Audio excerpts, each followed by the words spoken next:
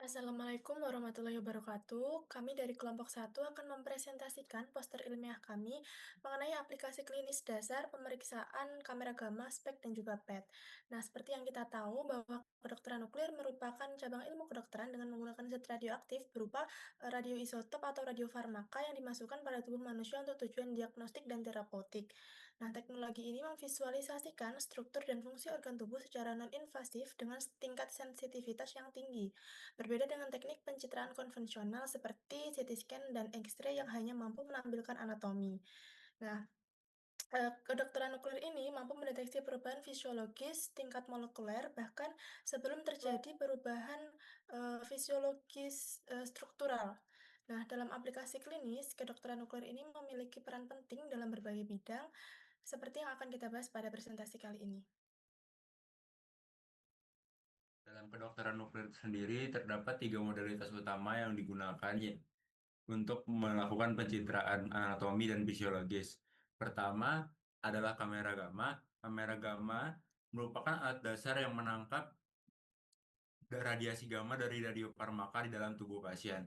Kemudian ada pengembangan dari kamera gamma yang dikombinasikan dengan komputer tomografi atau CT scan dengan kamera gamma yang akan berputar pada tubuh pasien seperti halnya CT scan. Yang membedakannya adalah kemampuan sumber radiasi yang diterima bukan dari sinar X, melainkan radiasi gamma dari tubuh pasien. Kemudian ada positron emission tomography atau PET, menggunakan radioisotop pemancar positron seperti fluorodioksiglukos atau FDG yang mengandung fluorin 18 atau 18F yang menangkap aktivitas metabolik sel. PET mampu menangkap perubahan fungsi sel bahkan sebelum perubahan struktur terjadi. Nah, pada pencitraan medis modern, khususnya kedokteran nuklir ini, terus mengalami perkembangan yang sangat pesat. Salah satu inovasinya yaitu integrasi antar modalitas fungsional seperti PET dan PET dengan pencitraan anatomi seperti CT dan MRI. Kombinasi ini memungkinkan kita untuk mendapatkan tidak hanya gambaran anatomi saja, tapi juga bisa melihat fungsi fisiologis organ dan juga menilai aktivitas metabolik organ secara real time. Melalui presentasi kali ini, kami akan membahas mengenai aplikasi klinis dari masing-masing modalitas, serta memahami peran penting integrasi teknologi dengan aplikasi kedokteran nuklir modern. Selanjutnya kita akan mulai membahas satu persatu modalitas dari kedokteran nuklir. Ada tiga ya, dan yang pertama akan kita bahas yaitu kamera gamma. Kita akan membahas secara singkat prinsipnya dan kemudian dilanjutkan dengan aplikasinya. Untuk penjelasannya sendiri, kamera gamma ini akan menangkap dan juga mendistribusikan sinar gamma menjadi citra. Uh, Yaitu pada saat pasien akan diperiksa, pasien akan diinjeksikan terlebih dahulu menggunakan radionuklida, dan saat pemeriksaan pasien akan memancarkan sinar gamma yang nantinya akan diserap kembali oleh kamera gamma. Kamera gamma ini di dalamnya terdapat kristal scintillator dan juga photon multiplier tube atau PMT yang nantinya akan bertugas untuk mengonversi sinar gamma tersebut menjadi citra dua dimensi. Kemudian yang selanjutnya adalah aplikasi klinis dari kamera gamma tersebut. Yang pertama dalam bidang endokrinologi, yaitu digunakan untuk mengevaluasi fungsi kelenjar endokrin seperti menilai nodul tiroid atau kanker tiroid. Kemudian yang kedua adalah pada bidang hepatobiliar, dia digunakan untuk menilai fungsi ginjal dan aliran urin dengan radiofarmaka untuk diagnosis obstruksi atau gangguan fungsi ginjal. Yang ketiga adalah kardiologi. Dia digunakan untuk mengevaluasi aliran darah otot jantung, juga dapat digunakan untuk menilai efektivitas perawatan seperti angioplasti atau bypass. Yang keempat adalah dalam bidang onkologi, dia digunakan untuk mendeteksi metastasis kanker atau memantau respon pengobatan.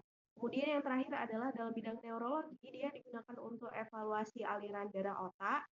Salah satunya adalah untuk penegakan diagnosis stroke.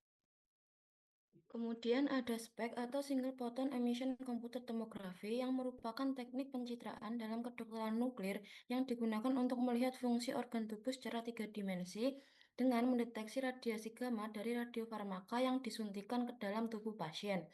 Nah, radiofarmaka yang disuntikan tersebut akan memancarkan radiasi gamma yang kemudian akan dideteksi oleh kamera gamma yang berputar mengelilingi tubuh pasien. Kemudian data yang diperoleh itu akan direkonstruksi menggunakan komputer menjadi citra tomografi yang memungkinkan visualisasi fungsi organ secara non-invasif seperti perfusi jantung atau aktivitas otak.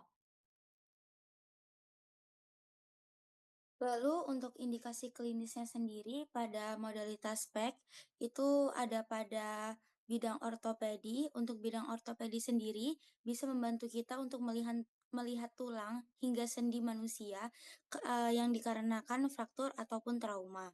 Dan juga bisa melihat metastasis tulang atau penyebaran kanker pada tulang dan juga osteomielitis atau peradangan pada tulang manusia. Selanjutnya pada bidang endokrinologi bisa membantu kita untuk melokalisasi adenoma paratiroid secara presisi sehingga dapat membantu para dokter untuk perencanaan pembedahan ke depannya.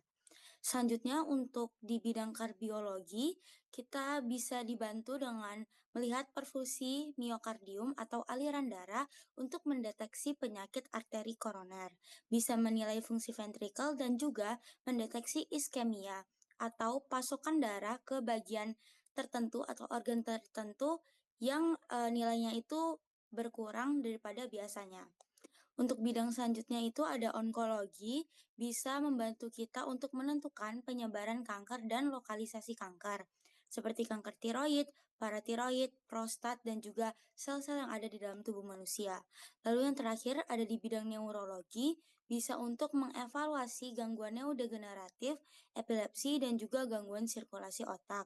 Bisa juga untuk menilai aliran darah pada otak manusia dan juga membantu kita dalam mendiagnosis penyakit seperti Alzheimer, demensia, dan juga epilepsi. Oke, baik.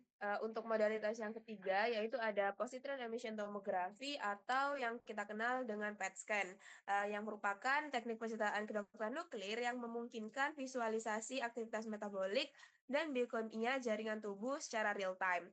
Prinsip dasar PET melibatkan penggunaan zat radioaktif atau radiotracer yang disuntikkan ke dalam tubuh seperti radiotracer fluorodextroglucose FBG yang berlabel fluorin 18.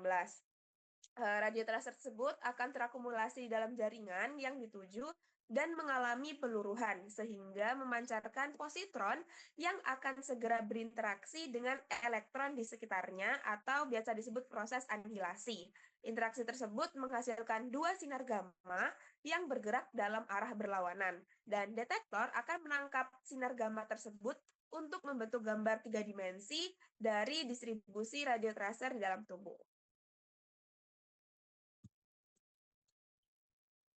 Kemudian aplikasi PET scan pada bidang endokrinologi ini untuk mendeteksi dan memantau adanya gangguan pada sistem endokrin seperti adanya tumor pada kelenjar adrenal, paratiroid, atau hipofisis. Selain itu juga dapat digunakan untuk membantu dalam diagnosis dan perencanaan terapi gangguan hormon. Selanjutnya pada bidang urologi ini digunakan untuk menilai fungsi dan kelainan pada sistem perkemihan, termasuk pada deteksi kanker ginjal dan kandung kemih. Bisa digunakan juga untuk evaluasi metastasis pada kanker urologi. Selanjutnya yang ketiga yaitu pada bidang kardiologi bisa digunakan untuk menilai perfusi miokardium dan metabolisme jantung.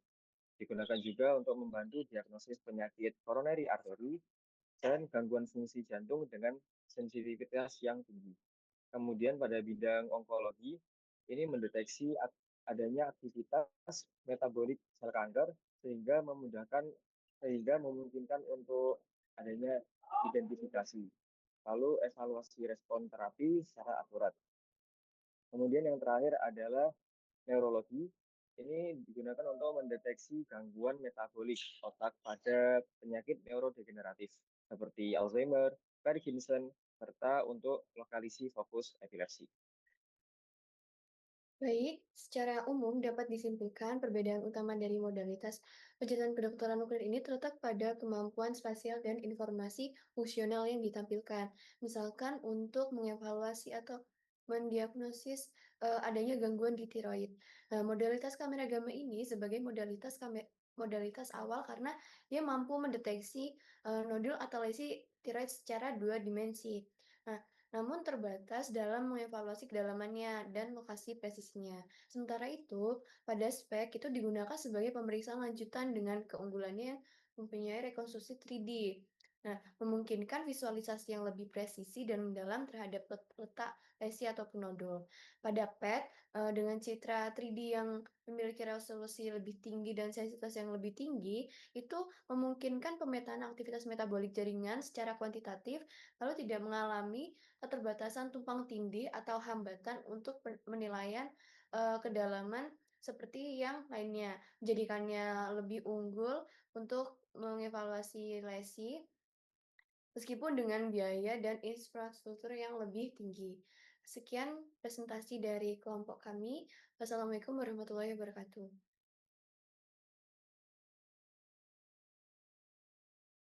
Oke, Bentar, selesai. ku cek. Bentar, ku cek.